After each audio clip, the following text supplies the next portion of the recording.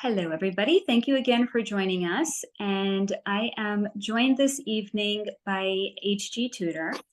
And we have spoken with him on two prior occasions, and I will link those videos down below if anybody would like to go back and get an incredible refresher on the information that he has shared. But HG, can you take a moment and just introduce yourself to my audience, please? Certainly.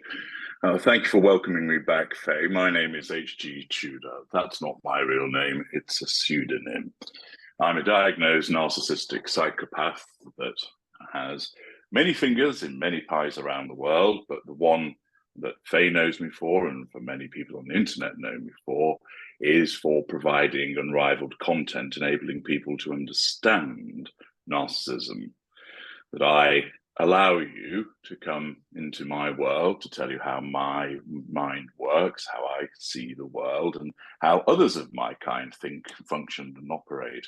So not only is it a fascinating subject of itself, it provides very practical information to people to aid their understanding, which is all part of me extending my legacy. So I've written over 50 books on the subject. I've created thousands of videos and blog articles about the topic, which can be found on my YouTube channel, which is HG Tudor, knowing the Narcissist, theultra, and on my blog, Narcsite, NARCSITE.com. So there's a wealth of material there, along with the Knowledge Vault, which contains paid-for material as well. So I'm looking forward to sharing more of my insights today. Thank you. And I will be linking your website and all of your social media accounts down below as well for anybody that does want to check them out. I'm curious if you feel how you feel about sharing how you came to be so incredibly knowledgeable about the subject of narcissism. Well, I'm entirely comfortable with sharing my thoughts on that. The information that I'm able to provide arises, Faye, as a consequence of I'm a very intelligent man, which provides me with insight through that. It's also the case that my narcissism has developed in a way, as it does for a limited number of people, that I'm actually granted insight as to what I am. Most narcissists are unaware, but there are some that know what they are and understand what that means, and I'm one of those. And it's just the way that my narcissism has developed to allow me that awareness.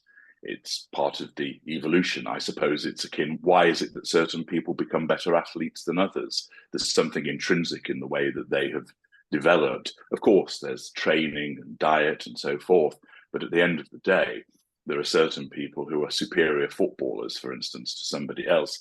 They just have that innate talent. And I suppose one way of describing it is I have an innate talent for understanding what I am. Added to that, of course, is the fact that I've received observations and insight from medical professionals that I've interacted with throughout my life. And I have spent a lot of time around my kind. They are in my family. I have some in my friendship groups. I've worked with and against many of my kind. And I have a huge thirst for knowledge. I'm an inquisitive fellow, and therefore I've observed my kind at play, at rest, at work, etc. And I assimilate all of that information. And so I then reflect on that information that I've acquired, and that enabled me to disseminate it to people through the works that I mentioned in my opening introduction. So how many years ago did you receive your diagnosis as a narcissistic psychopath? It was in my 20s when I received that diagnosis.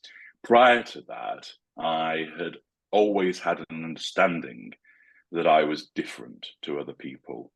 For as far back as I can remember, I have behaved differently to people. I've asked different questions. I have functioned in a separate way, for instance, to the way that my brother and sister did.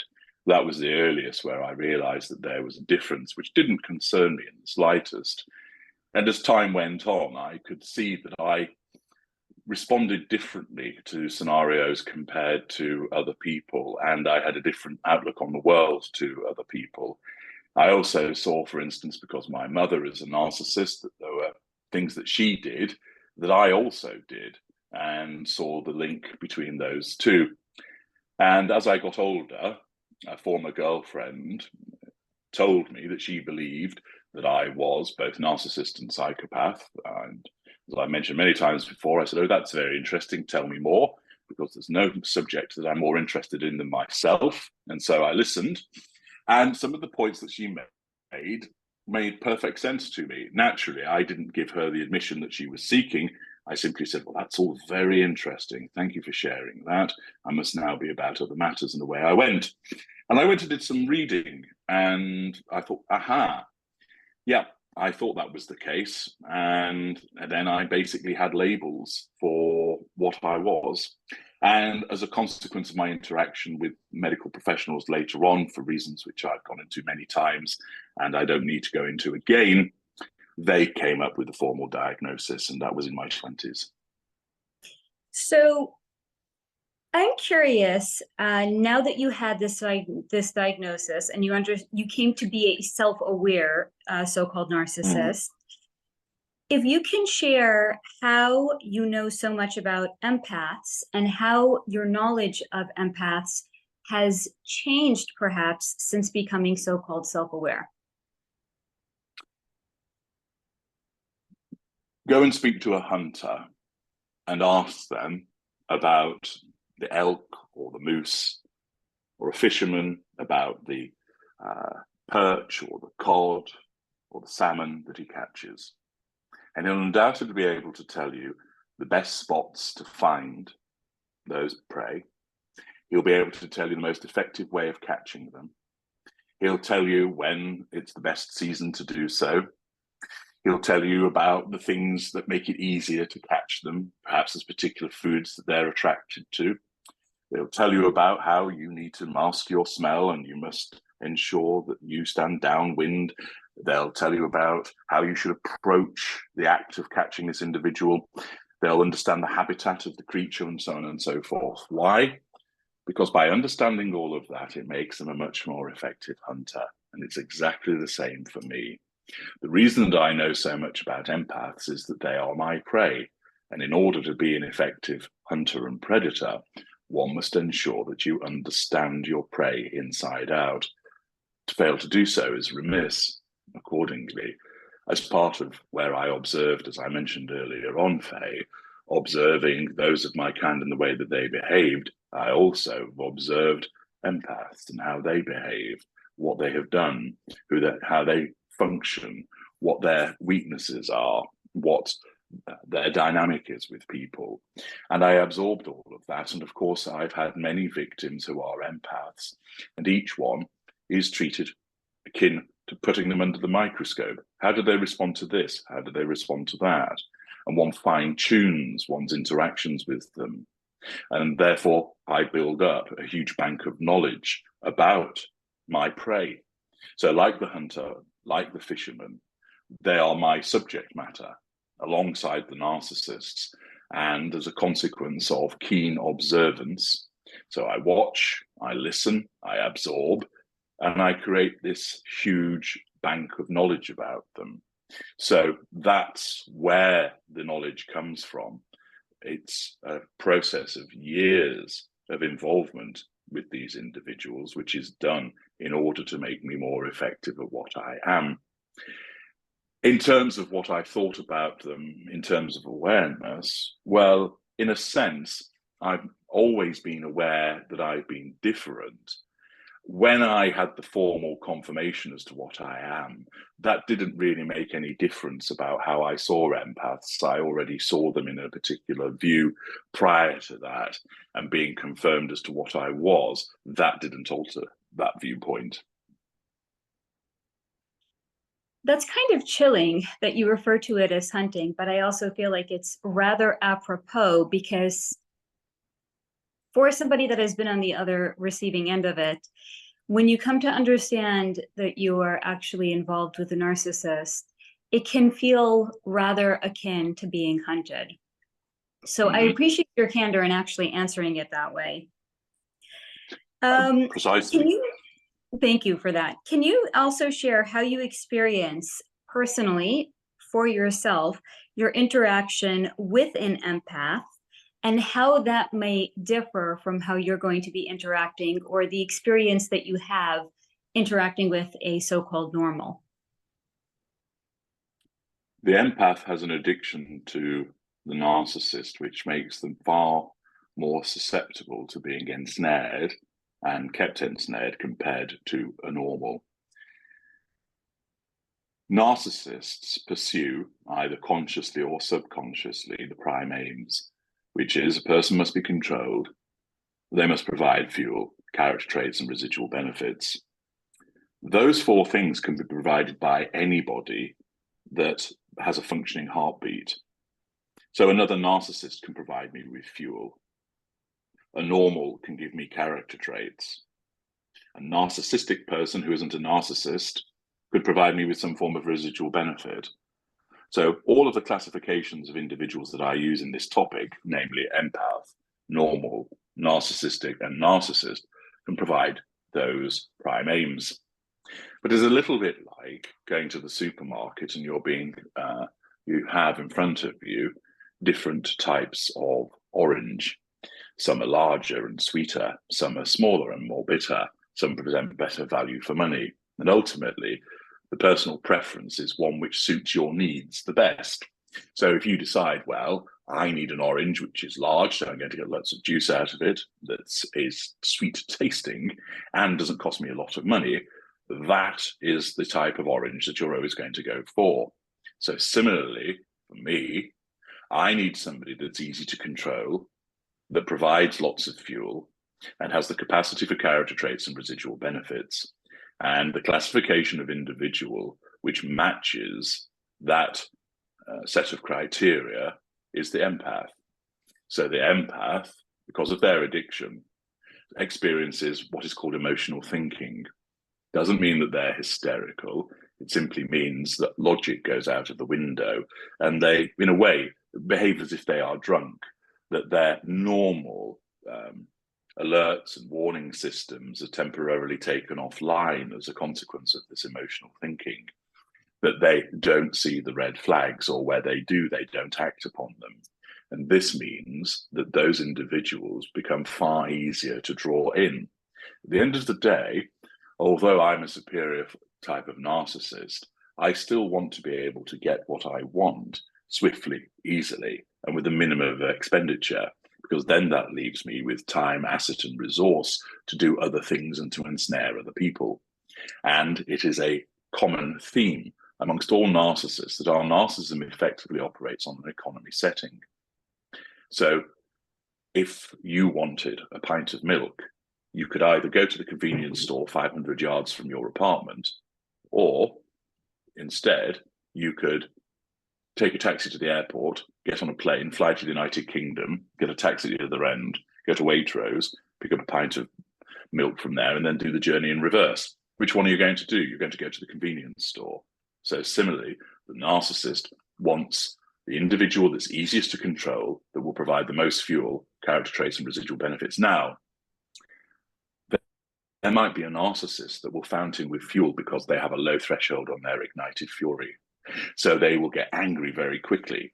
So lots of delicious fuel there. They might have some fairly decent character traits. For instance, they might be quite a talented individual who is well known, and there may be residual benefits. They're wealthy, they're well connected, but they're problematic in terms of control. So a narcissist might have an early involvement with this individual, but it will likely go wrong very quickly. Therefore, they are not the ideal target. Whereas the empath is the ideal target, because that presence of the addiction and emotional thinking locks the empath into the dance, the symbiotic relationship with the narcissist, and thereafter they find it difficult, not impossible of course, but difficult to escape, or even if they do, to stay escaped. And that's why we choose empaths, and similarly why I do.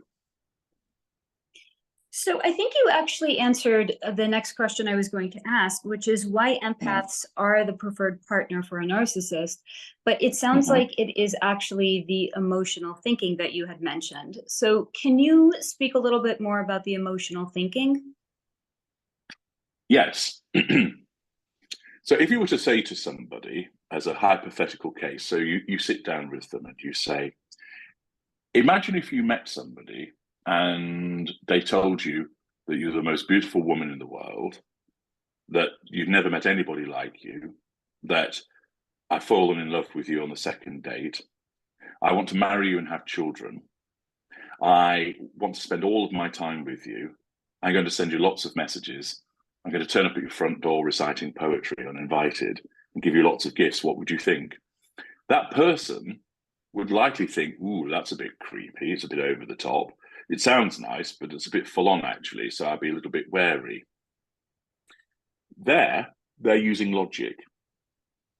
But that very same person, if they were experiencing the things that I described in an actual relationship, they lap it up. What's the difference? Well, in the first scenario, they're just sat with me having a cup of tea, and we're talking about a hypothetical situation, i.e., they're not actually experiencing it. So their emotional thinking isn't operating at full throttle. So they're able to see all of the things that I've described as red flags. They have that clarity of vision at that moment. Yet when they start to become involved with that narcissist, their emotional thinking rises. Because whenever you have an interaction with a narcissist, whether it's doing things with the narcissist, physically being together, communicating, doing things for that narcissist or in relation to that narcissist, for instance, snooping on them on social media, talking about them with other people and thinking about them, those are all interactions which start to increase your emotional thinking. And as your emotional thinking climbs, you lose insight, you lose the ability to hold on to logic. And therefore, what then happens is that clarity that I spoke about, namely, you can see that somebody who's sending you a lot of messages and monopolizing your time and says they love you on the second date as being full on over the top and somewhat creepy, you lose sight of that. Your emotional thinking tells you, wow, you've met the man or woman of your dreams. They love you after 2 dates. That's fantastic. It's great that somebody feels that way about you. Oh, another gift. He's really into me. That's marvelous. Oh, he's turned up at my door reciting poetry. That's so sweet, so romantic. And all of those things in the clear light of day, when it's a hypothesis, you fail to recognize all of those red flags. So emotional thinking prevents the victim from seeing clearly what they are dealing with. Emotional thinking wants to keep the victim locked into the engagement with the narcissist to feed the addiction. So the addiction creates this emotional thinking almost as a con artist, which is whispering in the ear of the victim, I need you to stay with this narcissist. So I'm going to blind you to these red flags, and I'm going to make you think that they're all really wonderful things. And then when this person starts abusing you, I'm not going to allow you to go, I'm being abused, goodbye, I'm leaving. I'm going to make you think, oh, what have I done wrong? Everything was wonderful before. I must have done something wrong. What can I do to make it right? Oh, our relationship is having problems. Well, I love this person and they love me, so we're not going to walk away from it. Let's work through this and see what we can do. I'm going to love them even harder to try and resolve all of this. Maybe they're having difficulties because they're tired or they're stressed from work, and it prevents them from seeing often that they're being abused, or even if they recognize that, it prevents them from acting upon it. So emotional thinking is a very powerful and insidious weakness that empathic people experience. And invariably, it's that which can prove more difficult to deal with than the actual narcissists themselves. Because, of course, there are instances where the narcissist kicks you to the curb, runs off with somebody else, and isn't interested in you, and largely leaves you alone. And yet you're there obsessing. Why have they left me? Why are they with this person? Why did it go wrong? I want them back. What if that person gets the best of them? I know that he was horrible to me, but I think it was just a temporary thing. And that you find yourself dwelling on all of those thoughts and others. And even though you're no longer in the relationship with the narcissist, it feels like you are, because you continue to think about the narcissist on a regular basis. You get upset and angry and frustrated. You talk to your friends and family who are no doubt glazing over at yet another anecdote in relation to this person's behavior, which they've heard 10 times before. But you almost develop this obsession driven by emotional thinking. And that's one of the most important things that an empathic victim of a narcissist needs to be able to conquer. And for us, it's the most important facet of the dynamic, which enables us to ensnare empaths and keep them in place. So what would you say is an essential thing that an empath can do to conquer, as you so eloquently put it, their emotional thinking? Is it one thing? Is it many things? Is it a set number of things to do in a certain particular order? What would you recommend? First of all, you need to know what it is that you're dealing with. So you need that confirmation that, for instance, you are dealing with a narcissist, because so many people don't realize that's the case.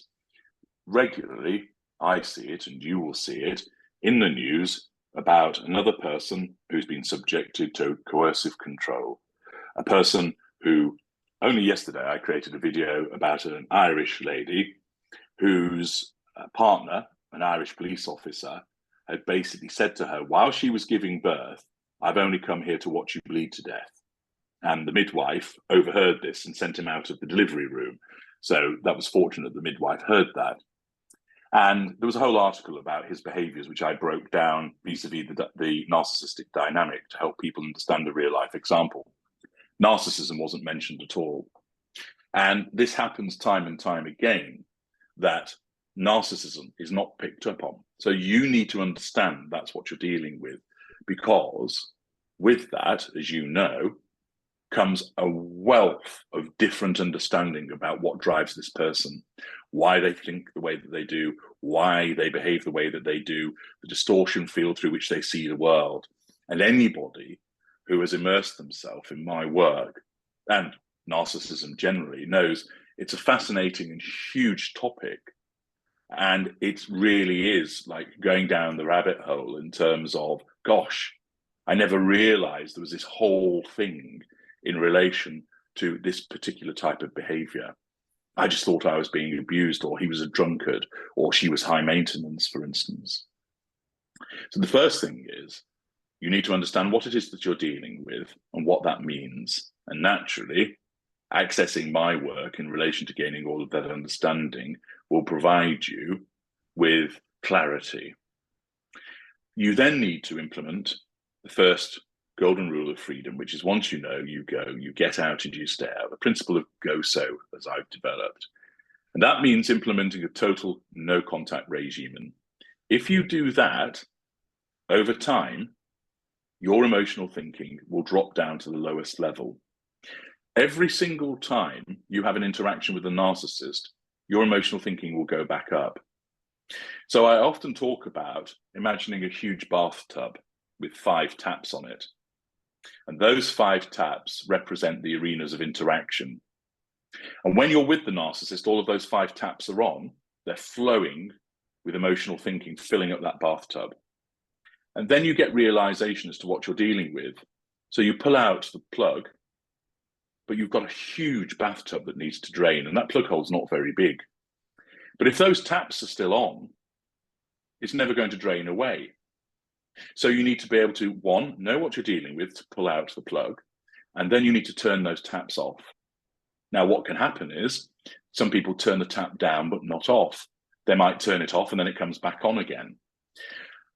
Thus, that level of emotional thinking, if you turned all of those taps off with a total no contact regime and allowed that bathtub to drain, it takes approximately 5 to 6 months for your emotional thinking to get down to the lowest level that it needs to. Of course, most people aren't able to achieve such a guillotine approach to this, and some of the taps stay on, some are off, they keep going on and off, the flow differs, and therefore that's why it can take longer. In order to conquer that emotional thinking, you must know what you're dealing with, and then you must implement a total no contact regime and stick to it and bring it down. And it means anything that's telling you to interact with the narcissist, for instance, I feel a compulsion to talk to my friend about him because it's the narcissist's birthday. That's emotional thinking, trying to make you turn that tap back on or open it up wider. You must resist it.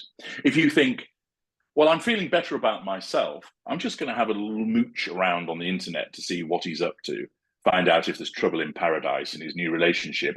That's emotional thinking. It's causing you to try and have an interaction.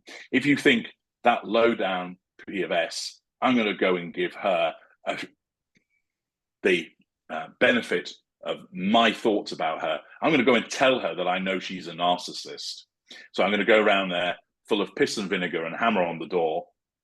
That is your emotional thinking, corrupting your trait, your narcissistic trait of anger, to cause you to go around and confront. What do?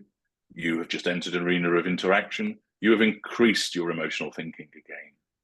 And so anything, this is in a way a litmus test, anything that causes you to consider interacting with the narcissist can only be emotional thinking, because logic says this: stay away from the narcissist. You don't need to be having any involvement.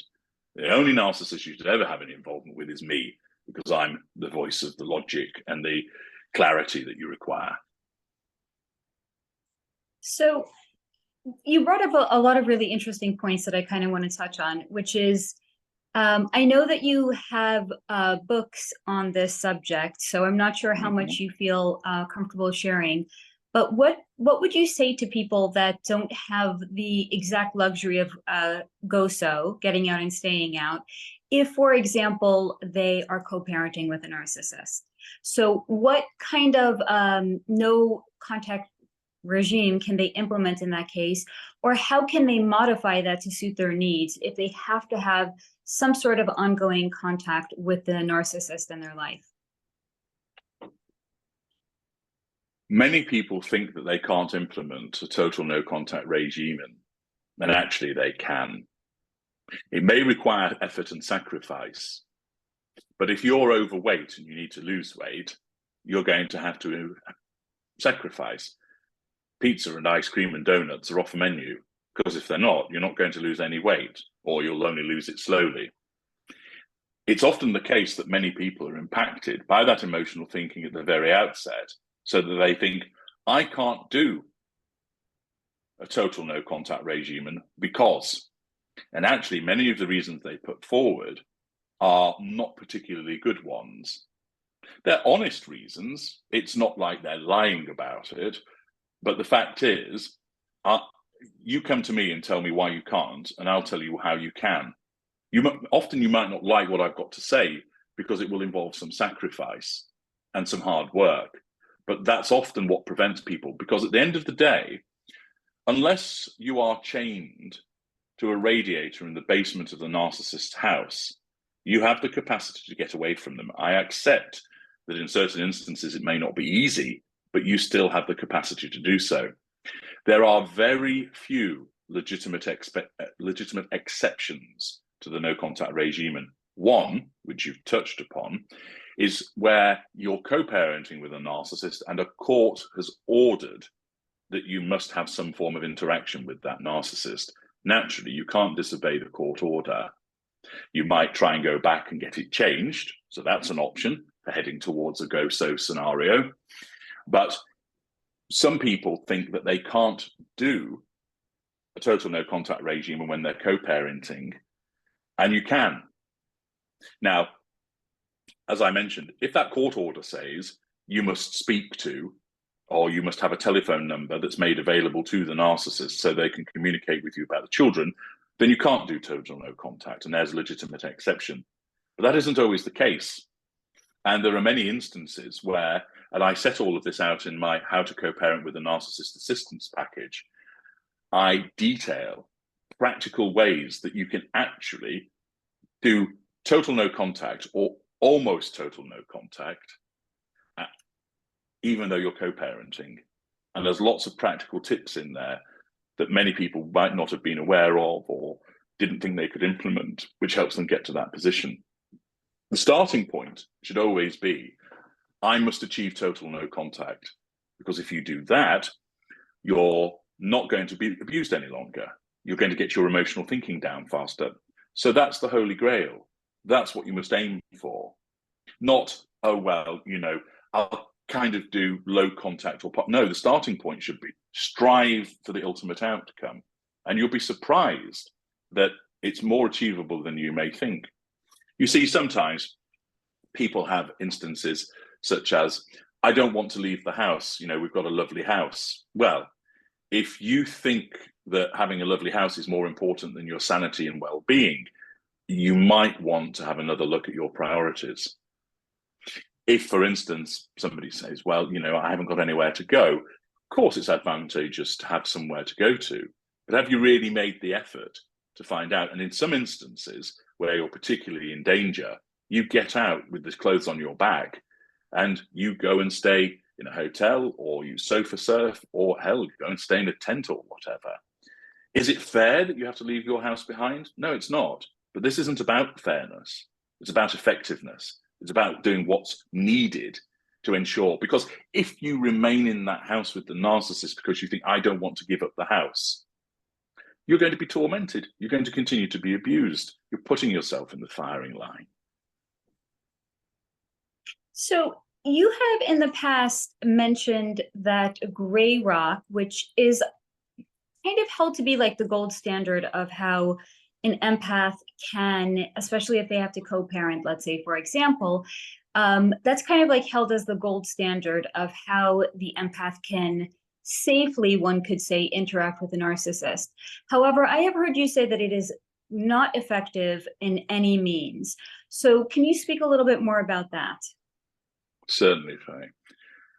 Grey rock is one of those things which is almost an excuse. It gives people an excuse to have some form of interaction. So rather than choose what ostensibly might be a harder option, but the more effective one of total no contact, their emotional thinking tells them, oh, I can't do that, so I'll do grey rock instead. But grey rock doesn't work. Here's why. The idea is that you stay away from us. If you do grey rock, you're having some form of interaction with us. All right, it may not be as much as it once was, so that is an improvement, but you're still having an interaction with us, which means we can still abuse you. So you're not getting away from the problem. Secondly, the idea with grey rock is not to provide much of a reaction to the narcissist, because, as you know from my work, we require fuel, which is basically your emotional response provoked by us. The fact is, you provide fuel in lots of different ways. And because you're not made out of stone, even if you decide, well, I'm not going to reply to the narcissist, you can't help but respond through your body language, your facial expression, the look in your eyes, for instance, which gives us fuel. So we say something particularly cutting and nasty to you. Once upon a time, you would go, why are you being horrible to me? That's an awful thing to say. Why are you doing this? Now you've learned, I'm not going to say that. But believe me, your eyes will show the hurt. You can't control that. Your facial expression will give you away. You might shrink away from the narcissist with your body language. You've just given us fuel, and that's what we want. So you're not actually curing the problem. Furthermore, it goes back to the point that I mentioned earlier on about emotional thinking.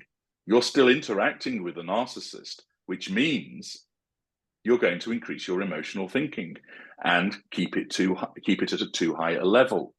So grey rock, although it's better than nothing, admittedly, it's not that much better, because the point of no contact is remove yourself from the abuse. Grey rock doesn't do that. Don't provide fuel to the narcissist. Grey rock doesn't do that. Get your emotional thinking down. Grey rock doesn't do that. But reduce the likelihood of being hoovered by staying off the narcissist's radar. Grey rock doesn't do that. In the scheme of things, as I say, it's better than nothing, but it's not that much better. And instead of using that as an excuse, and what happens is, because you're still having those ongoing interactions and your emotional thinking is high, eventually your dedication to this grey rock regime falls to one side, because you get sucked back in. That irrepressible force of the emotional thinking takes over. and your resolve to maintain grey rock falls by the wayside. Whereas you stand a much better chance of keeping a total no contact regime in place because your emotional thinking is falling rather than staying at the same level or increasing as it would do under grey rock. So I also just want to mention, for anyone who is not familiar with this term grey rock, it's essentially where the victim of the narcissist is to make themselves as interesting as a grey rock, which is not very interesting at all. It's single answers. It's just kind of like how you would maybe refer to this one's wife as beige, making yourself beige. No flavor, no color, no nothing. But HG has done a fantastic job of explaining why that does not, in fact, actually work.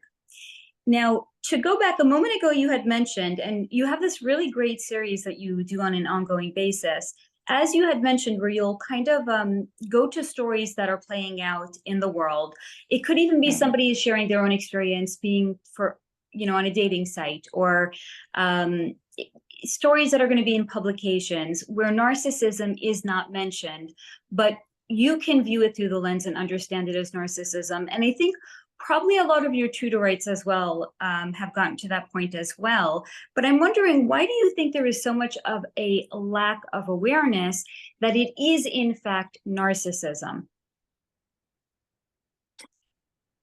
The awareness is increasing.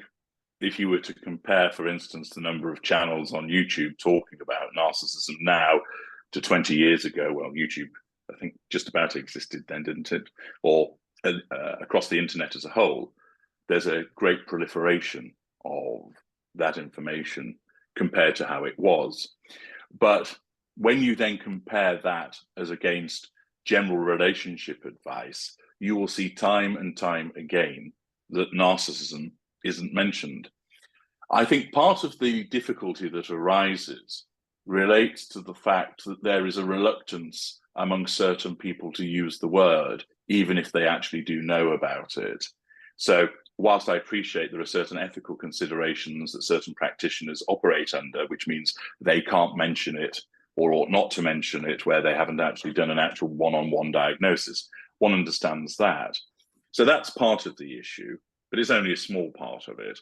The larger part of it is that simply the individuals who are at the coalface of relationships, psychotherapists, agony aunts, relationship gurus, whatever you want to describe them as, most of them have not learned about narcissism, or the ones that have, their understanding of it tends to be fairly shallow. Now, of course, given where you're working in the psychological field, given the wide range of psychological issues that human beings have, narcissism is but one part of it. So it's understandable that general practitioners only know a little bit about it and they aren't specialists. But given the fact that, for instance, these agony aunts and relationship gurus and so forth, one of the things that they deal with frequently is a difficult relationship, a problematic relationship, an abusive relationship. Yes, they occasionally might get correspondence from a man who says, I'm no longer able to get an erection and it's impacting on my sex life, so go and buy some Viagra, that'll sort you out, matey boy. So that they have that side of things they can deal with. A lot of the correspondence that comes in, either genuine or generated by the relationship guru as a talking point, revolves around abusive relationships. But they just don't know about narcissism in the first place to be able to talk about it, because where they've had a formal education with regard to their field, narcissism either isn't on the curriculum or is 2 hours on a wet Tuesday afternoon. And with many of these individuals, they're time served. So, you often get that sort of matriarchal character, in the 60s or so, who's done a bit of living and, been around a few relationships and so forth, and may have volunteered at a mediation service. And so they're a time-served individual. They've had no formal training or exposure to narcissism. Indeed, some of these people have actually experienced it themselves, but didn't even realize it. So it comes down to a failure of education or an absence of education for all of these practitioners. So what then happens is, how can they talk about narcissism if, one, they don't know about it, or two, the little that they do know about it, they're not able to apply properly. And that's the difficulty, that out there in the sphere of relationship advice and the examination of relationships and the way that they function, too few people actually know about narcissism.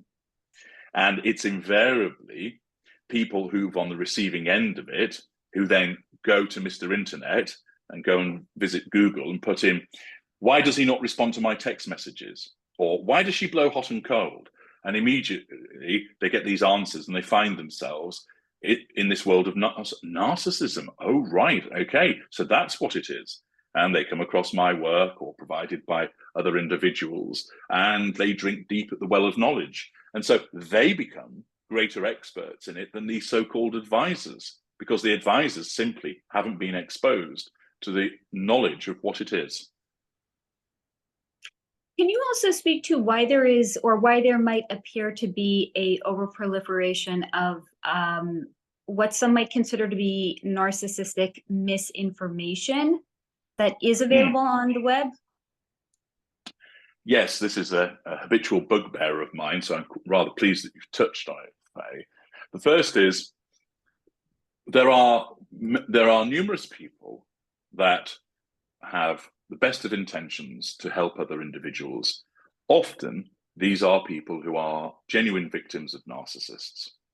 So what they do is they talk about what happened to them, and they will use some of their learning from other sources and mix that all together and create videos, create a website. Now, what that does is it will provide validation to people. Oh, I went through that too. Okay, that's all well and good. But invariably that individual, it's problematic for the following reasons. One, they often regurgitate existing misunderstandings about narcissism. Two, they are not bringing anything new to the party. They're telling you things which are already out there, correct or not, and it's just another experience of a victim, of which there are millions upon millions floating around. Thirdly, they don't have any particular insight to add to the situation. Fourthly, it's actually not that good for them as a person to do it, because what are they doing? They may well be talking about their narcissist that they were involved in. That's a breach of the no contact regime. And they might be doing it at an early stage where they're still fairly raw about it. So you have those well-intentioned individuals, but they're not providing you with the quality of information that's necessary. There's gaps, there's misunderstandings. Then you have your professional practitioners. They obviously know something of the subject. They may well have studied the subject. There are two, possibly three problems here. The first is they often tend to talk in quite esoteric tones, which means that the people that receive the information don't really understand what's being said. Not because they're stupid, it's just that they're often using scientific or psychological terms which they struggle to marry to their experience. Secondly, it may well be that there's gaps in the knowledge of that professional practitioner also.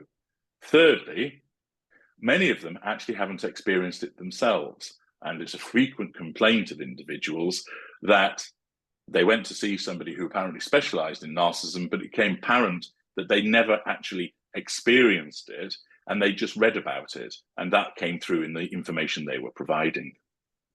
The third group, and this is ostensibly the most dangerous group, are the unaware narcissists, typically mid-range by my classification, who think that they're victims.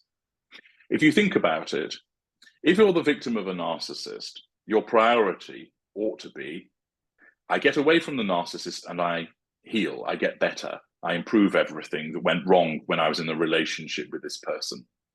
To do that, I can do so privately. I can access information, I can see a therapist, I can talk to some friends to get that support, whether it's a shoulder to cry on in the early stages or helping them move, whatever it is. What you don't need to do is immediately go to the internet and scream to the world, I've been mauled by a narcissist.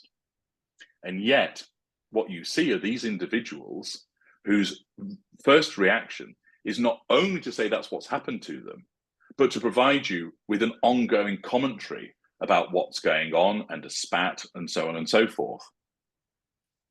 And accordingly, what happens is these unaware narcissists don't understand the topic. How can they? They're unaware, and they think they're a victim. And what they end up doing is using information from elsewhere and regurgitating it, thus the same problem as I mentioned in the first group, propagating certain myths, having certain gaps in the knowledge, but then creating fresh problems or building on existing ones by portraying the narcissist in a particular way, which isn't accurate.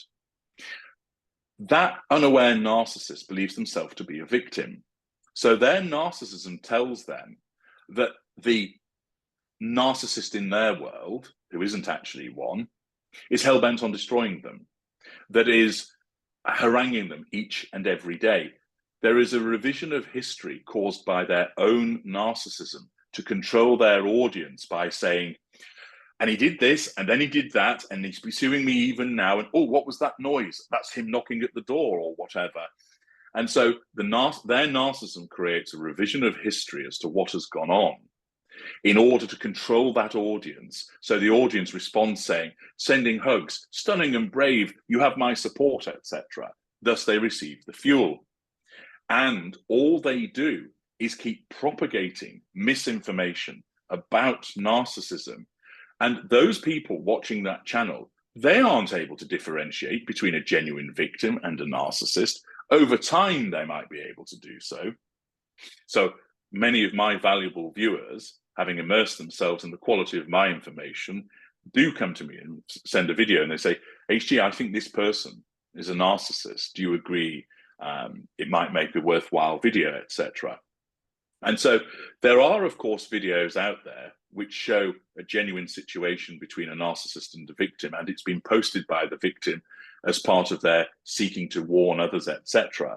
But you also have channels that are run by individuals who believe that they're helping other people. And of course, mid-range narcissists ostensibly believe that they're kind, pleasant, empathic people, and that they're the victim of this awful individual. Because when that victim escaped them, their narcissism tells them, that person, you did everything for them, and they cheated on you, and they left you, and they've been abusing you. So the narcissist wants that fuel. So they go scrambling to create a platform on YouTube or on Facebook or on Instagram where they share all of this information. And all you're getting is the warped perspective of an unaware mid-range narcissist. I'm honest about what I am. That's why I use the pseudonym. So it enables me to tell you, this is precisely the way that I behave. These are the things that my kind do. And I can tell you all of this because you don't know who I am. So it's not going to impact upon my need for control. I can relay all of this information because it actually offends my need for control to see all of this crap information that's out there pumped out by people who don't know what they're talking about. And I want that corrected. So it's part of negating that threat to control posed by the misinformation. That's part of the reason why I do what I do. And I can be straightforward about it and direct and blunt as to, that's what we are, that's why we behave. No, that is incorrect. No, that doesn't happen. No, that's an exaggeration. And to set straight. And unfortunately, there's a lot of this nonsense permeating the internet, and it really needs to be dealt with.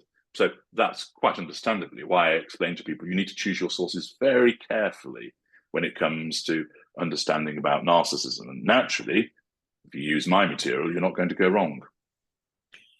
I'd also just like to take a moment and comment on the fact that you have started, I'm not sure I would call it a series, but you have been sharing a lot of videos, and I'm actually curious where you get the content from, but that's just complete curiosity. But you've been sharing a lot of content, material that you have videos of a victim interacting with the narcissist, where you're actually able to break it down and show what the behavior is, so people can see a live demonstration of, well, it's not live, but a video recorded demonstration of it, and an interplay between them. It's very, very fascinating. I highly recommend it if anybody has not seen these videos. It is, I mean, I think second to your Gabby Petito series, which And maybe also the Tinder swindler, because that was also so informative and so illuminating to understand the dynamic between the victim and the narcissist. But to have the ability to see it like that and have somebody break it down is so incredible.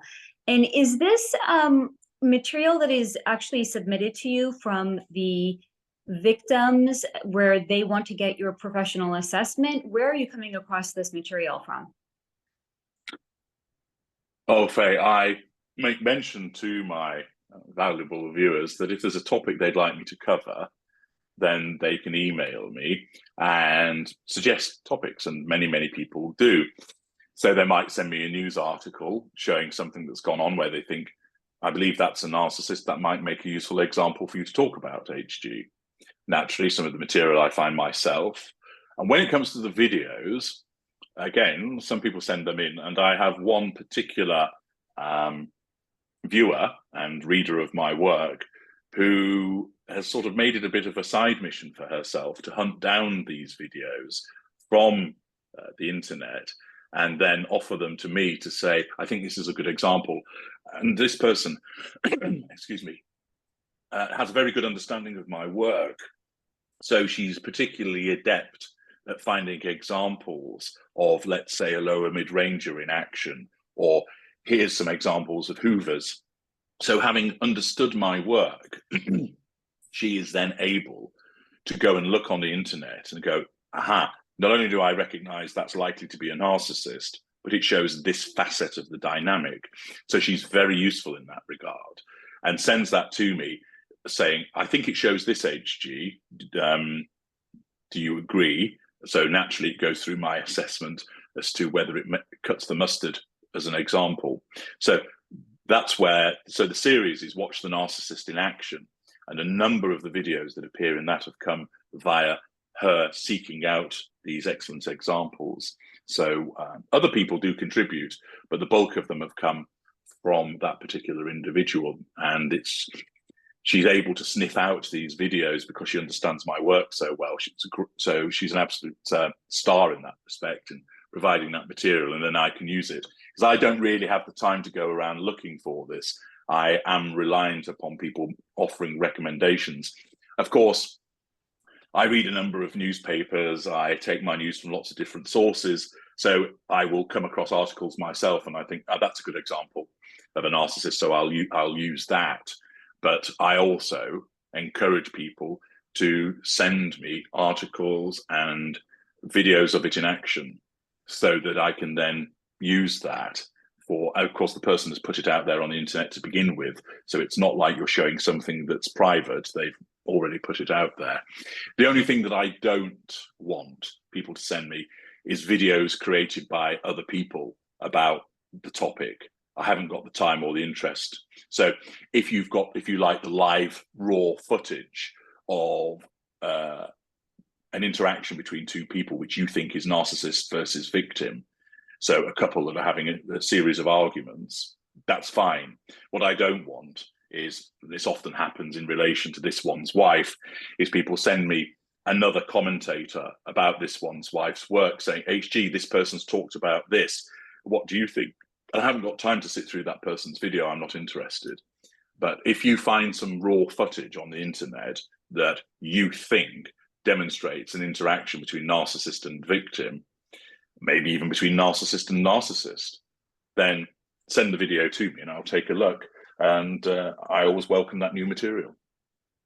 So first and foremost, a big thank you to this wonderful viewer that you have that's submitting all of this fantastic material to you. Mm-hmm. She's a national treasure, second only to you, of course, but that she's finding all of this and giving it to you is so helpful for people to actually see it. Really, it's very informative. I'm curious, because we have touched upon this one's wife, and for anyone who's not familiar, this is what this is who HG affectionately or not affectionately refers to Meghan Markle. So he'll either call her Harry's wife or this one's wife because of a comment she had made at a speech where she had mentioned being a wife to this one. So I love that you've just taken that and you've run with it. But do you think you will ever tire of speaking with her, speaking about her? Because the material is, oh God, it's hysterical and it's so funny. And I think we really get to see so much of your personality come through and shine when you're talking about her, because it's such a obvious disdain that you have, but it's just funny and informative. But do you think you'll ever actually tire of speaking about her, or is she the gift that just keeps on giving for you? I liken her in a sense to when you're a band that's been going 30, 35 years and you've got a hit from all those years ago that you're sick of playing, but the fans love. So she's actually quite a tiresome subject because she's boring. She is. She's a boring individual, apart from she's a fantastic example of narcissism in action. And because, one, she needs to keep telling us that she's there, therefore she does these PR puff pieces, she does the pap walks, etc. And the media knows that there's a lot of people who can't stand her, who get all worked up whenever anything is written about her and comment about it and click on it. So they know that it's good for the revenue. She isn't going away anytime soon because of those two factors, which means it provides me with a wealth of material to examine, and there's an audience for it. And it would be remiss of me not to use her as an example. And naturally, I get the occasional pleb that comes along and goes, "Oh, HG, you're obsessed with her." I'm not actually. Not. But given the fact that there's such an appetite for information about her and her behavior, and there's so much material, then I may as well use it. So I do. I give the audience what it wants. That's the first law of creating material which educates and entertains. Give people what they want. People want to hear about her. Now, there are others who say, "Oh, I'm sick of her." Well, the good news is I have thousands of other videos which are nothing to do with her. So everybody's kept happy. If you want to know about this one's wife, there's lots of videos about her. If you don't, there's lots of videos which aren't about her. And when I first started talking about her, I was relatively neutral in the things that I would say and kept it more to the analysis of narcissism. I still do the analysis of her narcissism, but in order to make it interesting for me, I allow my disdain to appear as well, hence the entertaining and amusing comments, etc., that I from time to time engage in as a way for dealing with this Duchess of Industrial Beige. So she certainly serves a purpose, because there are plenty of people who've come to me who've said, "HG, I've booked a narc detector," or "I've booked an audio consultation with you because I first came across you as a consequence of Harry's wife or this one's wife, and it made me realize actually that I think I'm in a relationship with a narcissist." Well, that's precisely that is one of the biggest purposes of that vehicle. It is to reach an audience that I might not otherwise have reached, to help them understand about narcissism. And that's why I do the videos about various famous and infamous people, because someone will go, "Oh yeah, I've always wondered what's wrong with him or her," or "I've always thought there's something a bit off about that individual."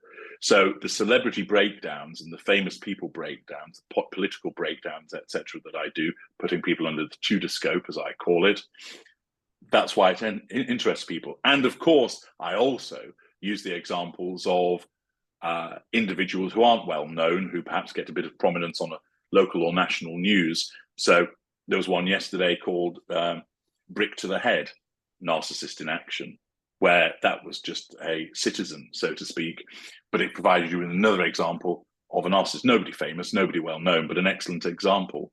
And those are brilliant teaching aids, because all the various concepts that I talk about, people get them, but there is nothing that drives it home as well as seeing it in action and going, "Ah, right, so that's triangulation," or "Oh, so that's what heated ignited fury looks like." If you can see a visual representation of it on your screen as I'm telling you that's what it is, it really does sink in for people.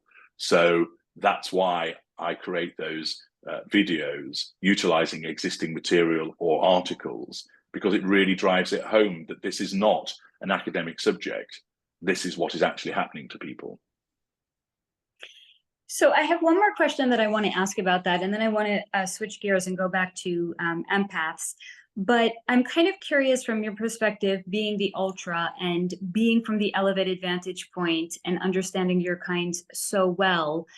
When you are putting celebrities or famous people under the Tudor scope, when you're ascertaining or establishing their level of a narcissist, what is that experience like for you? Do you care? Do you feel anything if they're a lower, lesser?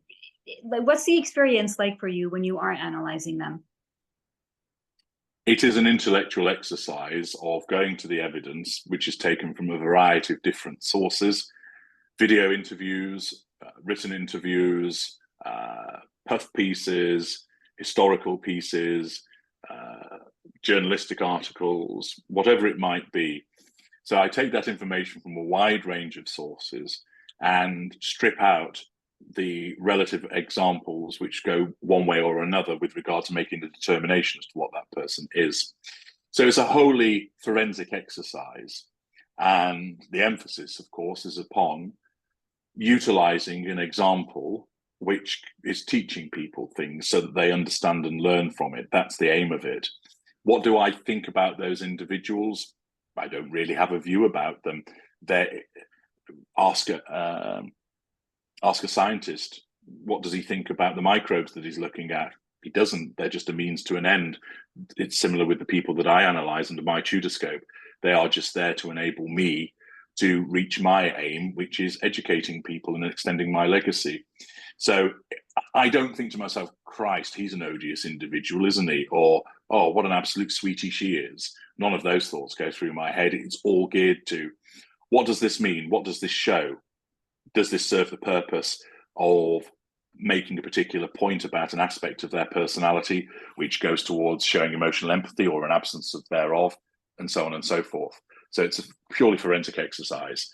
That objectivity, that cold analysis, is what makes it so much, is why my work's superior, because I have that detachment. I don't have favor for that individual. Even if it was somebody, for instance, an individual whose work I might regularly watch or engage in, that isn't going to color my analysis of them. There's no bias included in it because it's about the examination. That's what matters. At the end of the day, I don't care if somebody's work that I read is a psychopath or a narcissist. Makes no difference to me.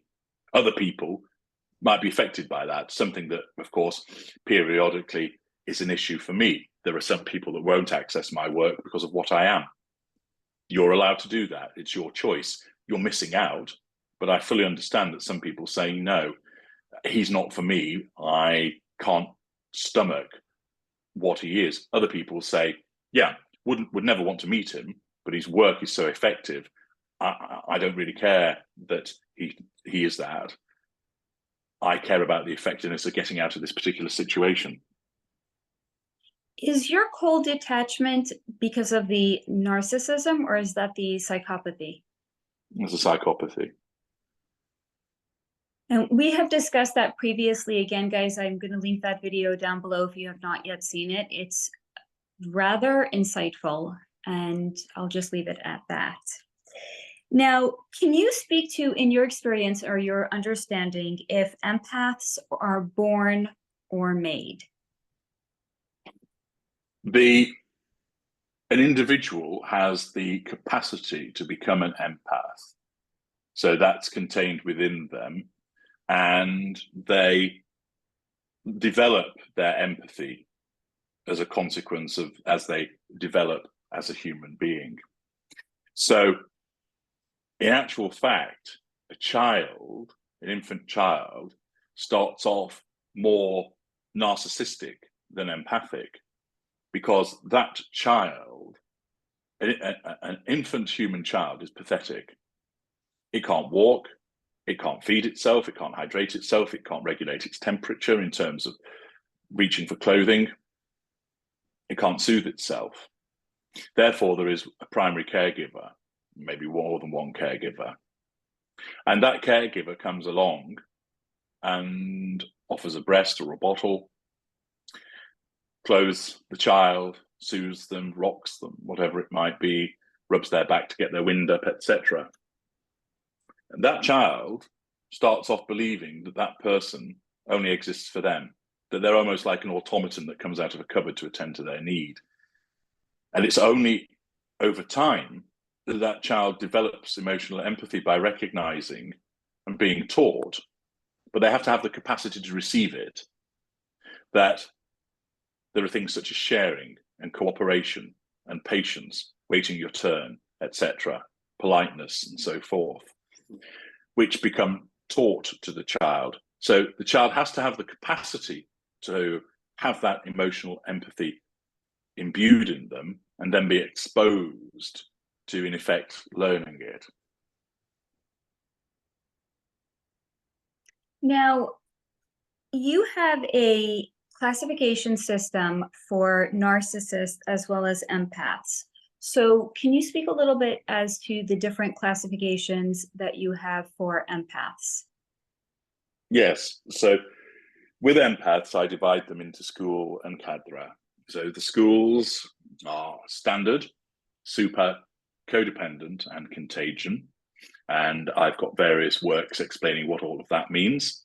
And with the cadres, there's martyr, magnet, carrier, savior, and geezer or gazer. And again, with those cadres, there are various characteristics and behaviors associated with them, and I've got various works which explain that in greater detail. An empath is not made exclusively of one of those categories. So, for instance, they might be a majority standard empath with a sliver of codependency and a slice of super, and they might not have any contagion. With regard to their cadre, they might not have a majority. So they may show as being, let's say, very strong with savior, significant in relation to carrier, and insignificant with regard to magnet. So there's these different makeups, and it all means different things. And the empath detector that I offer for people explains, determines are you an empath, and if so, tells you which one, and then gives you a lot of information about what all of that means. I'm also going to recommend, if anybody is not familiar with the empath detector, it is a service that HG offers. It's incredibly insightful. In addition to that, he also does have a lot of material on his YouTube channel about the different kinds of schools and cadres of the empaths. Now, I'm also curious, if in your experience, different kinds of narcissists are attracted to different kinds of empaths. Do they fit together like pieces in a puzzle? Do some attract one another? Do some perhaps even repel one another? What does that look like? Narcissists do have favored types of empath. Of course, if you start off with your sort of menu, as I mentioned at the outset of the conversation, any classification of person can attend to the prime aims, but the preference is empath over normal, over narcissist, over narcissistic. Then certain narcissists are drawn to certain types of empath. So, for instance, a basic example is lesser narcissists tend to choose somebody that exhibits geezer behaviors, because that means they're more likely to fountain with fuel. And the lessers are the laziest of the narcissists. And therefore, they want to be able to squeeze the orange and get the juice out nice and quickly. So therefore, somebody that fountains with fuel more readily appeals to them. Mid-range narcissists like savior types, because not only are mid-rangers generally more passive-aggressive and cowardly, and therefore they want somebody that rides into battle on their behalf, which a savior empath will do, but they can also harness that savior empath to make them look good by causing them to do good works on their behalf. So you have different types of narcissist that will want different types of empath based upon those different categorizations. And one of the things that the empath detector tells you is which school of narcissist, which sub-school of narcissists rather, is most attracted to you. That doesn't mean you're always going to meet that type of narcissist, because For instance, there might not be some around you. So for instance, if your outcome is such that the lower greater is attracted to you, well, they're pretty rare. So you might not ever meet one. Therefore, how can one be attracted to you? Or rather, how can one couple with you if there aren't anywhere in the circles that you move in? So a different type of narcissist will find you tasty. It's just a simple case that certain narcissists find certain empaths tastier than others. That's a great explanation. Thank you for that. And with an unaware narcissist, what would that look like for them and how they are attracted to the different kinds of empaths that are available to them? So the narcissism operates in a way where it makes the narcissist, the unaware narcissist, think and feel a particular way in order for them to be attracted to that individual and to be motivated to pursue the prime aims for them. So in a non-narcissist example, when your throat is dry, your body is telling you you're dehydrated, so it makes you feel uncomfortable.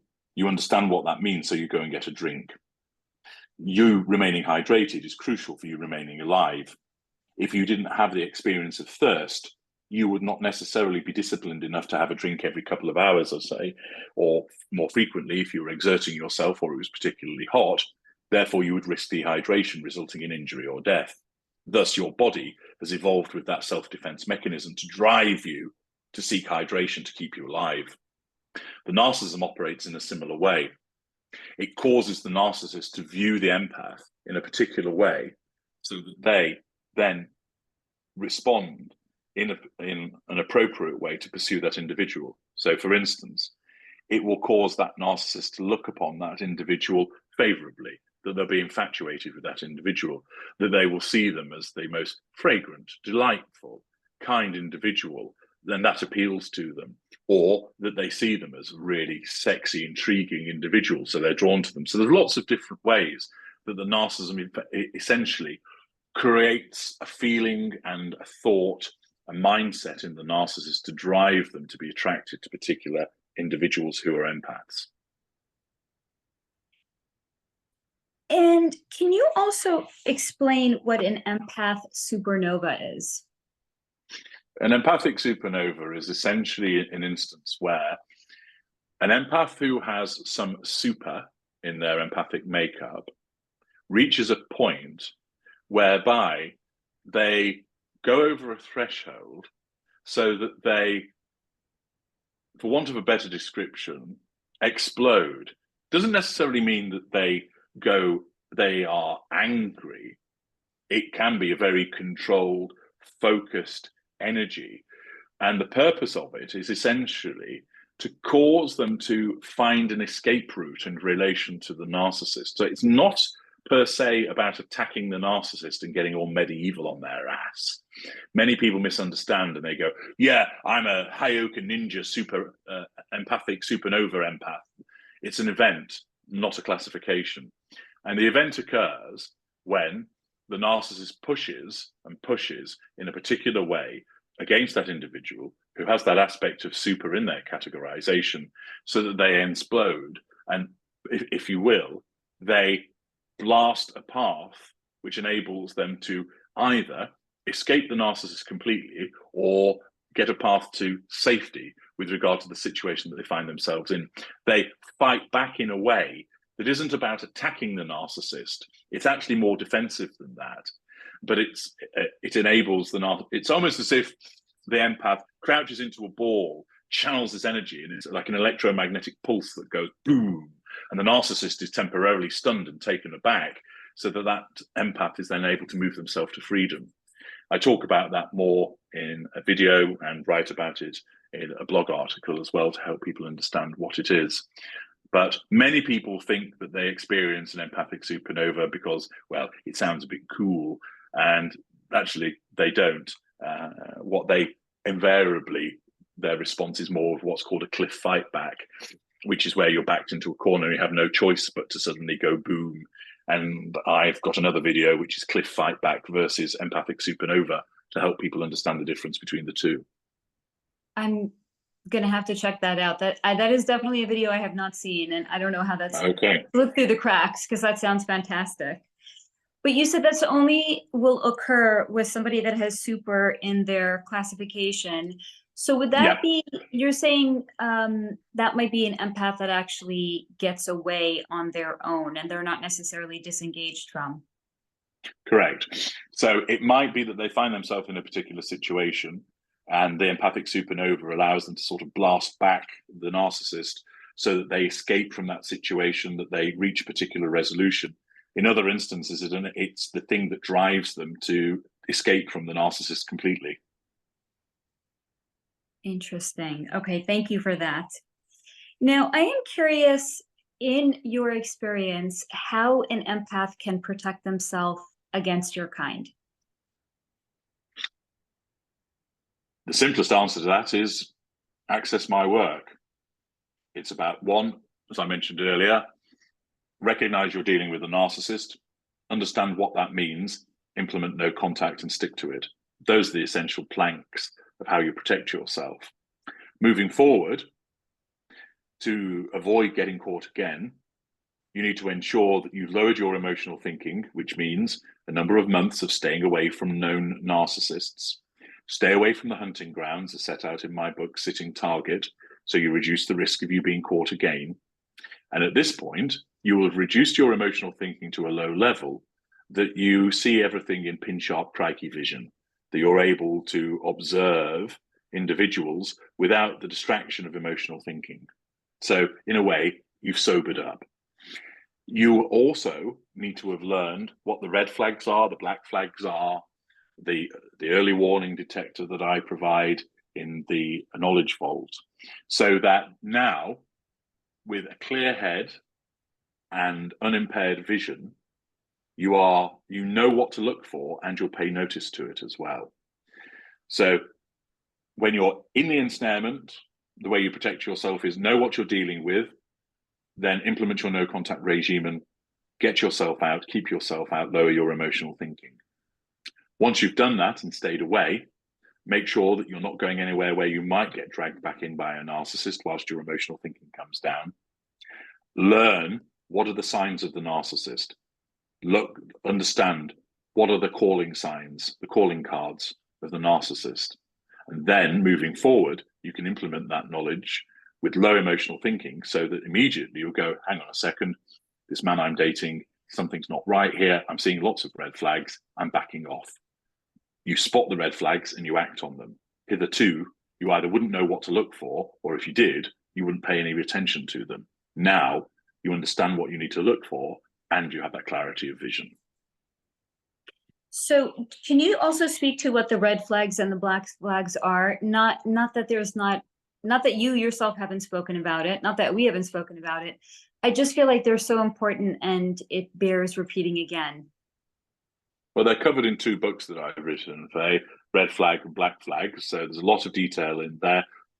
Examples of red flags when you're first involved with somebody is excessive compliments that don't really match your understanding of the situation. So, for instance, you might recognize that, yeah, I'm okay looking, but I'm not a supermodel. And somebody keeps referencing the fact that you're the most beautiful woman on earth, you're the most handsomest man that they've ever witnessed. It doesn't quite sit right. Somebody who wants to spend a lot of time with you from the very off, someone that wants to spend a lot of time with you where they're causing you to sacrifice existing commitments that you've had. So let's say you would go to chess club once a week, they start badgering you for you not to go. And that's a red flag. An individual who badmouths their exes a lot, an individual who is buying you gifts repeatedly, but it's not your birthday and it's not Christmas. They don't know you. Why are they doing that? Well, in effect, they're grooming you. Many people, of course, look at it and think, oh, they're just being nice. Everybody likes to receive a gift. But this person's only just met you and there's no special occasions that they ought to be sharing with you. So again, that's a red flag. Other red flags are, for instance, an individual where they're rather vague about things that you've asked about them, that they can't really give you any detail. That's odd, that they're either being evasive or what you're asking them about, they've perhaps told you a lie and therefore they've given you a superficial answer and there's no depth to it. Hence, they have to be evasive through vagueness. So one needs to watch out for that. Sudden flarings of temper that might come out of nowhere. you might be dealing with a less evolved narcissist. That's something to look for. An individual that doesn't talk well about their family, that also is a red flag. An individual who allows you to pay for everything or wants to pay for everything, those are red flags. Remember, someone might exhibit one or two red flags. That doesn't mean they're a narcissist. So you might go on a date with somebody who opens the car door for you, is always asking you if you're all right, always allows you to go through the door first, is opening those doors for you, is excessively polite. That's a red flag. But if you don't see any other, you're just dealing with somebody who's excessively polite and they're not a narcissist. So you've got to remember, you need to see quite a number of these red flags. And also, if you see this person sort of 2 or 3 times, are they popping up, these red flags or different red flags on these occasions that you're seeing them? Because everybody can have a bad day where they might actually exhibit certain behaviors which you think, oh, yeah. So you can't make a determination just off one interaction that you're dealing with a narcissist. You need to look for, are there a number of red flags, and am I seeing them with regularity? So an individual who wanted to spend all day with you on Sunday, but lets you get on with your life Monday, Tuesday, Wednesday, Thursday, then sees you on Friday, that's not somebody monopolizing your time. But someone who's speaking to you every evening for 3 or 4 hours on the telephone, fun as it might be, they're monopolizing your time. There's a red flag.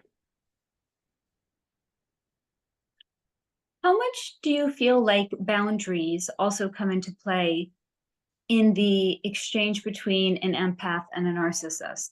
Is it that the empath is not perhaps enforcing boundaries, or is not recognizing that their boundaries may in fact be trampled? And what are some things they can do to fortify their own personal boundaries? Because I feel like, one of the things you were just saying is where the narcissist is monopolizing your time, maybe spending hours on the phone with you, that's kind of like a lack of boundary recognition. That's right. Narcissists don't have boundary recognition, and empaths are notoriously rubbish at enforcing boundaries. Thus, narcissists will trample all over them. So the point is, it is pointless trying to enforce a boundary with the narcissist, because the narcissist won't recognize it. The only boundary you should enforce is no contact. So saying to a narcissist, I'm not going to talk to you tonight, will result in that narcissist being, their control is threatened. Now, if you're in the golden period, the narcissist might do sufficient that what they won't do is just go, oh, all right then, I'll go on. I need to talk to you tonight. There's something I need to say to you. Or, well, I really miss you if I don't speak to you. And you think, we've only been seeing each other 2 weeks. How can you really miss me? But the point is that the narcissist won't accept what you say. They'll push to talk to you that evening. They might make you feel a bit guilty. Oh, I'm feeling a bit low actually, so I really needed to talk to you tonight. So that impacts upon, that's a manipulation through guilt. So the difficulty you've got is that when you try and enforce a boundary with the narcissist won't accept it. So it's rather pointless to try and do so. Also, of course, when you try and enforce a boundary with the narcissist, what are you doing? You're continuing to have an interaction with them, which, if you're at the point of no contact, that's a breach. So with what empaths are better working on is the enforcement of boundaries with non-narcissists, because some empaths, rather, not all, tend to be a bit of a pushover in dealing with non-narcissists as well. And where they can actually get some improvement is learning about the enforcement of boundaries with non-narcissists, because of course non-narcissists can also take advantage of people because they'll have an intrinsic selfishness about them, even though they're not narcissists themselves. So the point is, don't bother trying to enforce boundaries with narcissists. The only one that you should impose is no contact. And then for the rest of the time, if you want to do some work in relation to boundaries, then that's fine. You can do so in relation to non-narcissists, and that will actually improve aspects of your life. Thank you for that explanation. And do you feel there's a certain amount of time that a empath should or could date somebody before they're going to have an adequate representation if they're in fact dating a narcissist? Or sometimes if you just know, you could be 2 weeks in, you just know, you go so. Or are there certain maybe like time periods they could stay to get a greater understanding of who they're dealing with? There's no set time period, because if one was to say you need a minimum of 5 dates, you could actually find plenty of red flags by date 2, and then you're putting yourself in danger by going on the 3rd, the 4th, the 5th date, not in terms of being attacked, but rather in danger that your emotional thinking rises so high that the window of opportunity for you to evade this individual slams shut and you're drawn in. So the point is, one wouldn't say that there's a set period of time that you would look to. It's about, you might see lots of red flags on a first date. That can happen. And then you think, right, I'm going to run a mile. Sometimes it might be the 4th or 5th date before they start to come out, at which point you then run a mile. So there's no set time period. And would you strongly discourage people from starting an intimate relationship too soon for those reasons as well? Because that can definitely increase your emotional thinking. Absolutely. It is common, of course, when the narcissist has mauled you and disengaged you and left you sprawled in the dirt and you're upset, to think, well, the best way of getting over somebody is to get under somebody new. But of course, that you're highly at risk of walking into the arms of another narcissist. Reason for this: you're an empathic individual, which means you're susceptible to narcissists. 2, narcissists want to be with you because you're an empathic target, so they'll sniff you out, so to speak. Thirdly, the height of your emotional empathy is such, because you've just been in a relationship with a narcissist, it'll be very high, so you're not seeing clearly. So it means when that narcissist does come along, you are unlikely to pick up on them being a narcissist, even though you've been reading about narcissism. And I've seen it happen with many people who have not done as I've told them to do, and they've gone into a relationship fairly soon after the demise of the one with the relationship, only for them to come back months later and go, I should have listened to you, HG, you were right. Well, experience creates a cost for them, but at least they've realized the second time, perhaps then they will listen and implement what they need to do. When your relationship has ended with the narcissist, whether you escaped or whether you're disengaged from, you need roughly a 6-month period of staying away from dating, so that you don't run the risk of meeting somebody else who might be a narcissist and reducing your emotional thinking. Of course, people, their emotional thinking tells them, oh, get out there and find somebody who'll take your mind off the guy that you've just, where the relationship's gone wrong. It'll take your mind off the woman that you were lamenting the loss of. Yeah, but you're very vulnerable and at risk of walking into the arms of another narcissist, so don't do it. That is probably the best advice. Seriously. I think that's the best advice anybody can receive and implement into their life when ending a relationship, whether it's with a narcissist or a non-narcissist. Give yourself a lot of breathing room. Now, there's something I actually neglected to ask you earlier on, so I do just want to backtrack on that. And I'm kind of curious, because you are a self-aware narcissist. So when you're in a relationship with somebody, does that tend to look the same as it would for other narcissists, because you have that level of awareness? So are you going to have a disengagement period as well? Is there going to be a devaluation period? Or can you temper or change the way you are in a relationship because you have that level of awareness? There will always be a devaluation. Disengagement may occur if one of the triggers occurs. But the peculiarity of it is that when a new relationship starts, we're imbued with the expectation that this time it's going to work, that this person is different from all the rest. And of course, when it goes wrong, it's because of their failings, not because of mine. So then, because I tire of them, they enter devaluation. So people often ask, well, given that you know what you are, surely you can stop yourself. Well, no, I don't want to stop myself. I enjoy doing what I do. It's my peculiarity of that form of enjoyment. So when I first meet this person, I don't set out thinking, I'm going to make this person's life hell at the outset. I think this is an interesting, desirable person. let's see where it goes to. But invariably, they'll do something that lets me down, and thus the devaluation occurs. That's the nature of the dynamic. And I might temper, for example, the forms of manipulation that are utilized, but of course the manipulations still remain. The games have to be played. That's the nature of the dynamic that I have with people, whether it's romantic or otherwise. Thank you for that honest answer. You're welcome. I'm curious if there's anything else that you would like to share with my audience. Is there anything else I would like to share? One thing that's important for people to recognize is, whilst understanding is very important, don't get caught up on it if it's not making sense for you. I say this because what can commonly happen is that people become self-defeating by trying to understand when they're not ready to understand.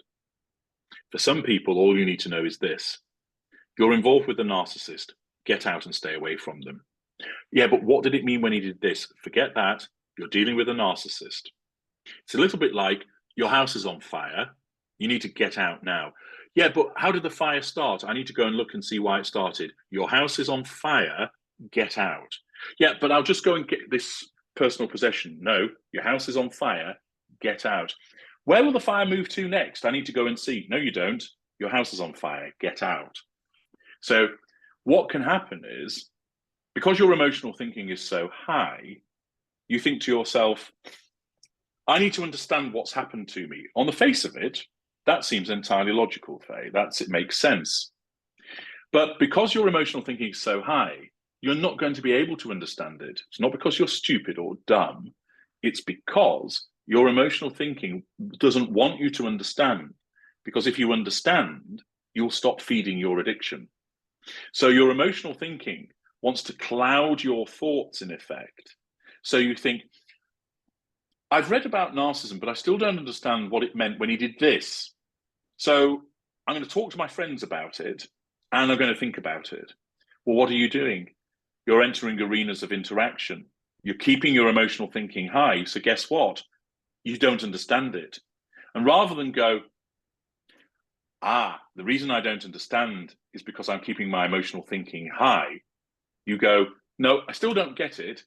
So I need to talk about it some more and think about it some more, and then I'll be able to understand it. And therefore, what then happens, you keep your emotional thinking high, and you then get stuck on the narcissist wheel of misery, whereby in trying to understand what's happened, you actually are preventing yourself from understanding.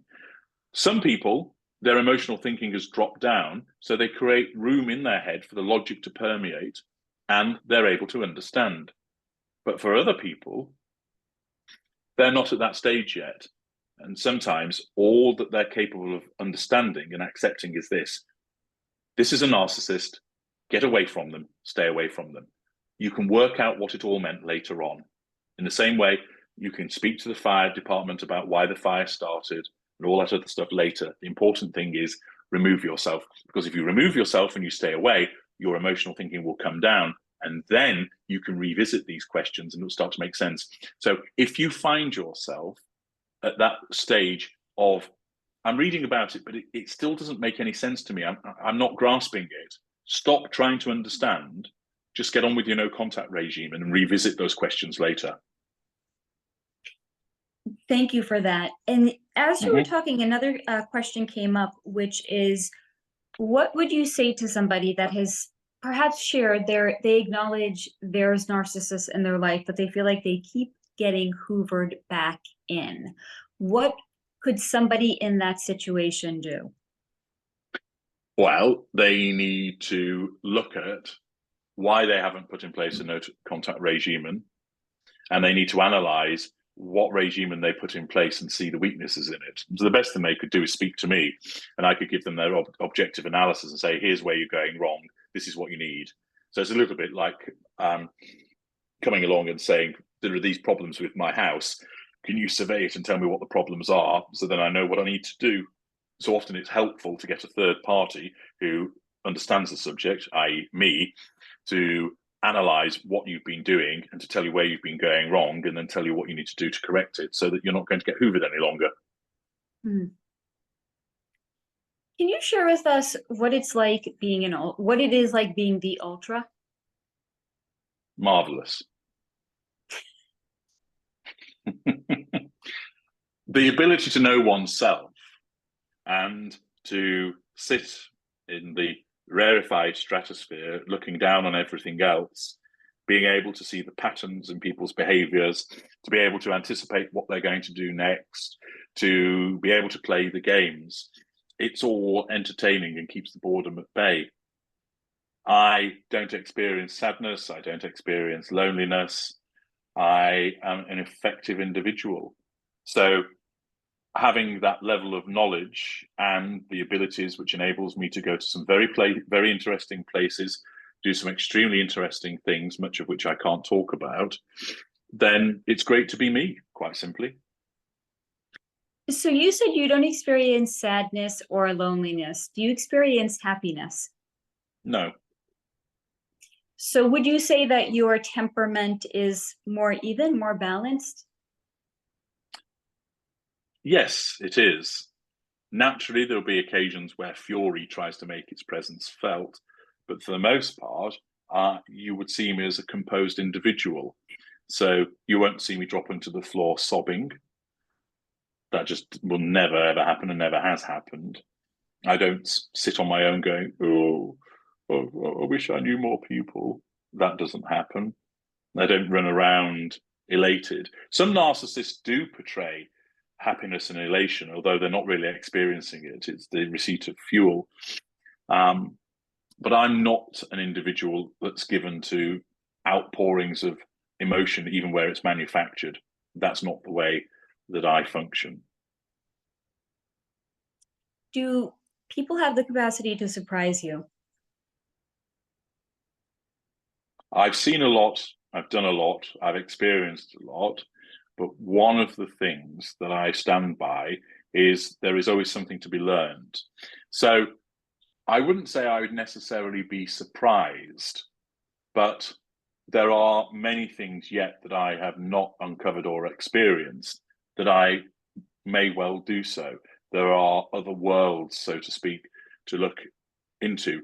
I don't really respond with surprise because I have experienced a lot of circumstances and events. So much of it is a repetition of something that I've seen before, but also it's not within me to react in a surprised way either.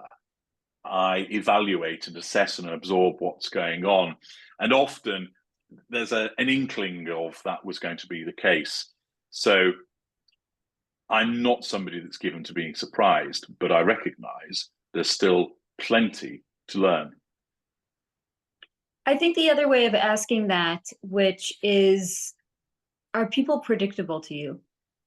Because you're Yes. such a good an analyzer of character. I can't imagine that there's a lot of room for you to actually be surprised by people. So you were saying people are rather predictable to you. They are. And of course, that is something that I rely upon, the predictability of people's responses, because one caters for that in what I do. Does that make interacting with people boring? With many people, yes. However, there are lots of people also who are intellectually stimulating because they lead interesting lives, they have interesting things to say, they have interesting viewpoints, and those are the people that I like to engage with. So I don't find everybody boring.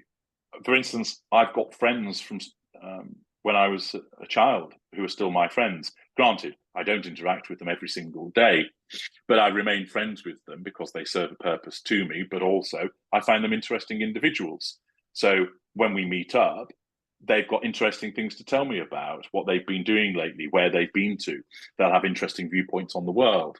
And it's that intellectual stimulation that's very important to me. That answered the next question, which is, do you have friends? You just answered that. I do. Of course, they're non-intimate secondary sources in my fuel matrix. but I would refer to them as my friends. Because if I was going around saying, I'm off to see my non-intimate secondary sources to somebody, they go, what the hell is he talking about? What an odd bod. So, yeah. And that intellectual curiosity is very important to me. Naturally, for instance, in my intimate partners, I like physically attractive women, but it is important, very important for them to have something about them, to have a brain. I was only reading this morning over breakfast that Sharon Stone has a T-shirt which says that brains are the new tits, and I think perhaps it would scan better if she wrote brains are the new boobs.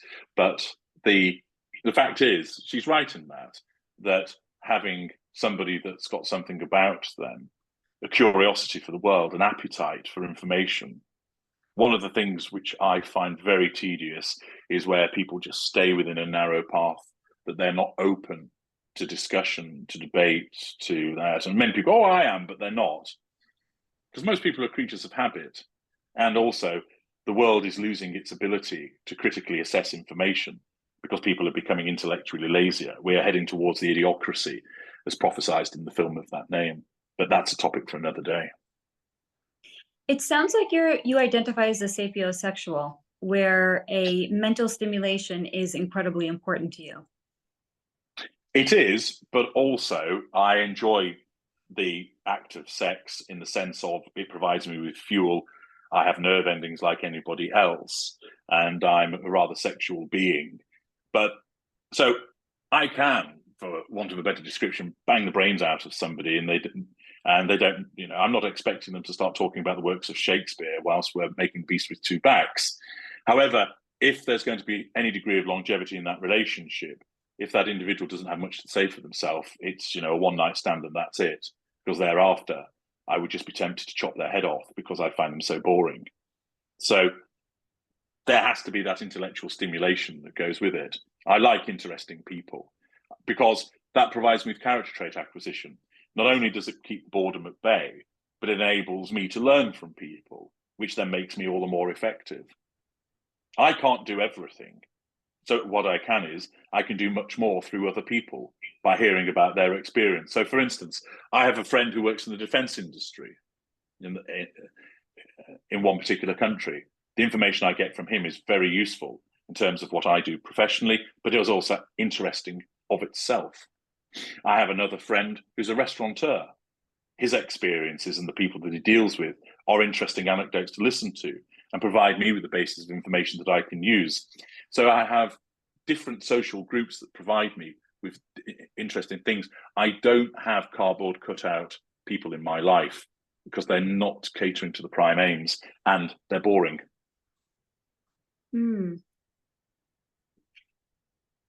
You are incredibly prolific with the content that you produce, and we've actually discussed this in the past.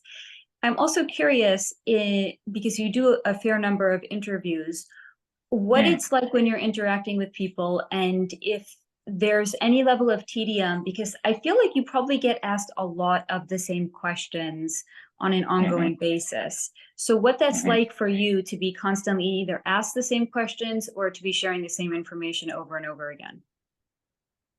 It is tedious. However, one recognizes that one might be reaching a section of audience that's never come across my work before, and therefore the basics need to be explained. I've done enough of those interviews, really, that people should be able to find that information for themselves. And what appeals to me now is interviews which discuss topics which perhaps I haven't touched on before. Naturally, talking about myself is always something that I'm content to do because it's me. And there are instances where I get asked very similar questions and it is dull for me. But as I mentioned, I recognize that in those instances, it's about the facade management. So rather than express my disapproval of, I've been asked that again, more is to be gained by answering it and providing people with that insight. And then, of course, note is made with that particular interviewer. If they come knocking for a further interview in the future, I may be more likely to decline because I didn't find it a stimulating appearance with them. So the fact that we're on our third interview should tell you something. Thank you for that. You're welcome. I'm curious. So first and foremost, I just want to say congratulations on reaching over 100 million views at this point. That's remarkable and that's incredible. That is a huge testament to the quality and the importance of the work that you're producing. But that also kind of led me to question, having reached over 100 million views, has nobody in your personal life known or connected you to HG? No. The reason being is that I am able to keep those worlds separate, and the chances of many of them coming across, although I'm well known within the world of narcissism, I'm not well known within the world as HG Tudor. So most people have heard of David Beckham, for instance. He's been around a number of decades. He's an internationally well-known footballer and married a Spice Girl. So people know about him. I'm known within the world of narcissism. I'm one of the heavyweights within that arena. But outside of that, I'm not known. And therefore, most of the people in my world aren't going to be looking at information about narcissism. Hence, they're not going to come across HG Tudor. There may well have been former intimate partners of mine who have perhaps realized what they were subjected to and have gone looking around and have come across it. I'm confident, however, that that's not going to pose a problem for me because, first of all, they'll have a degree of dissonance where they'll think, no, that can't be him. That they can't think that, let's say, for instance, I'm called John. I'm not, but let's run with that. They wouldn't think to themselves, is that John with a YouTube channel? It just wouldn't stack up for them because what they would know me for doesn't sit at all with running a YouTube channel. So there'd almost be this, no, that can't be him. Secondly, if they did think that it was me, they would know better than to act upon that information. So the prospects of people marrying the two up are very slim indeed. And where it might have occurred, those that may have put two and two together, they're not stupid enough to do anything about it. Do your siblings know that you have this, that you are HG? No. Wow, so you really kept your personal life separate. Yeah, well, I don't live with my siblings. I just see them from time to time. So it's not like they're going to know that I do all of this. That is remarkable. It's not like I have HG Tudor books lying around. Or even if I did, they might go, who's that? And I go, oh, this is a brilliant author. You might want to read him. HG, as always, it is a pleasure to speak with you. I really enjoy hearing your perspective. You are a wealth of information. I really cannot emphasize enough the importance of your work to people. And for anybody that is watching this, please check out HG's work. I'm going to be linking all of his information down below. Do yourself a favor, get yourself a birthday present, book a consultation with HG. It will be life-changing for you. Thank you for that endorsement, Faye. You're incredible. I mean, you're just such a wealth of information. And every time we speak, I feel like I get so much more out of these conversations and out of these discourses. And thank you for being so incredibly kind and gracious with sharing your time with me and with my audience. And I would love to speak with you again because seriously, every time we talk, I feel like I get something new out of this. And I'm just so curious about everything that you have to share. So thank you again for being so gracious with your time. Not a problem. And seriously, guys, check out, I'm going to link all of HG's information down below. Please check him out. Do yourself a favor, subscribe to his channel if you are not already subscribed. And I look forward to speaking with you again, HG. Likewise. Thank you, Faye. Thank you.